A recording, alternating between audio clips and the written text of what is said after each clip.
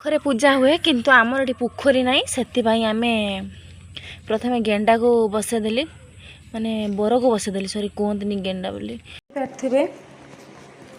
जय जगन्नाथ आशा करुँच आप समस्ते भल थे। हाथ में कौन देखिपे आज गेंडा कटा अमिशा तो गेंडा को मुझे गाधे आनी आपण मैंने भिडियो लास्ट पर्यटन देखो जानीपारे गेंडा गोटे बर हम आ गोटे माने बरर स्त्री हम तो से माने हलदी आउ कला सिंदूर आ शाढ़ी पिंधि सजेवा पड़ो सजे सारापर तालर पिठा मु देमी भोग देमी आउ समस्त ना देवी माने भोग देमी कि कहार जमी गेंडा न काटापी आपण मैंने भिडियो लास्ट पर्यटन देखो निश्चित जानीपारे। तो चलते भिडियो देखा। ये हूँ कन्या ये हूँ बर सज हो गला कला लगेदबा ये कला लगेदबा कला लगुनि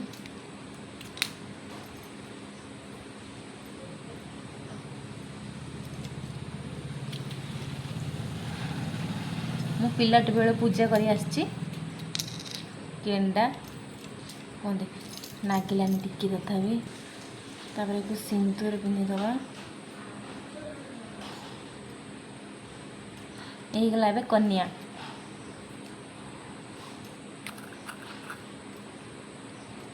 देखो पूरा आ कर मत कामुड़े बोली आउ ए बर बर को खाली टिके सिंदूर पिना होगला बर कन्या। ताल गोला है ताल ही पिठा हम चितऊ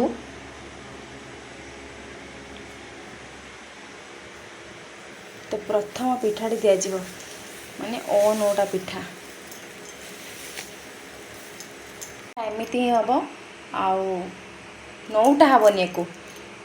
देखो को मुझे गेंडा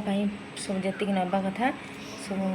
नहीं जिमी फूल देले बर को तापर कन्या को भी फूल देले तापर धूप टी बुलाला धूप टी बुले देले तापर दबा खाइबा को गोटे पतर खाया दबा दबा खाइबा को दबा देखो खाया को देले देखो भिडियोटी केमती खाया को देले तापर देखो पानी बुला जीवो तीन थर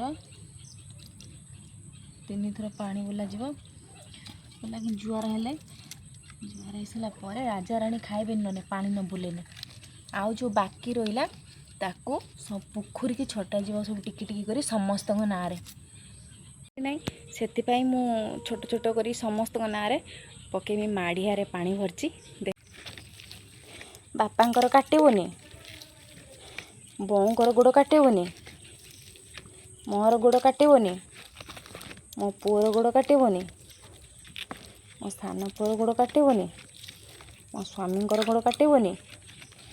कहारी काटबनी गुड़ तापर शंख मरा देखो ठाकुर बसचंती आम राजा राणी बसचंती आज पूजा हुए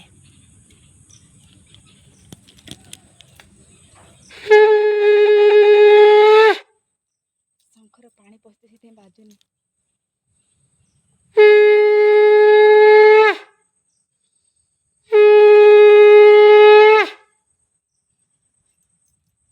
पानी पशे बोली बाजुनी शंख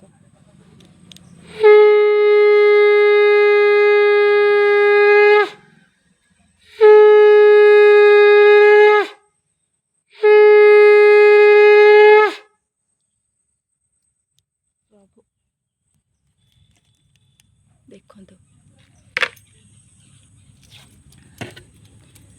आमर सैला राजा रानी को पूजा